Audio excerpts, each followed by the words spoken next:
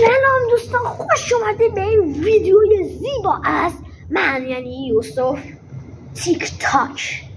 و پیج حتما اینو دنبال کنی، آرمینا اسمش هم نمیدونم. و من تو ویدیوی اول که شناختی بود گفتم اگه به 18 تا برسه حتما یه چالش خیلی خفن میذارم، پس حتما لایک کنید.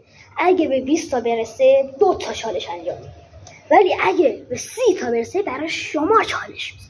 پس سریعتر الان من میدونم شما اگه این ویدیو رو ببینید ذوق دارین که اون چالش شما چیه.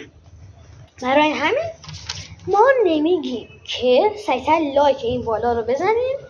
و به نظر من امروز که اومدیم این ویدیو رو بگیریم ساعت 8 صبح، نه 10 شده، 9:30 و چالش امروز نقاشیه. اگه نقاشی من بهتر بود 3 تا قلب قرمز کامنت کنین و لایک این بالا رو بزنین. اگه مال این 3 تا قلب صورتی و سابسکرایب کنید. خب سابسکرایب اینجاست. این نقاشی بنده خیلی عروسک کرای بیبی رو کشیدم و که 2 تامون از کرای بیبی بدم میاد. خیلی زشته، خیلی بابا، خیلی لبو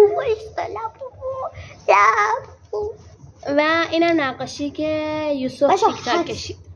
من این نظر رو بدین، من میدونم شما میگی مال این خوشگل‌تره، ولی برای مهربونی من حتما من بیشتر از این گناه دارم. من بیشتر گناه دارم.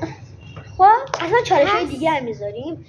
ویدیوی بعدیمون حتما نگاه کنید. همین الان اگه ویدیو دیدید لایک کنید که من دیگه ذوق دارم. شاید دیگه این فردا پیشم نیست و دیگه میرم زیر خاک.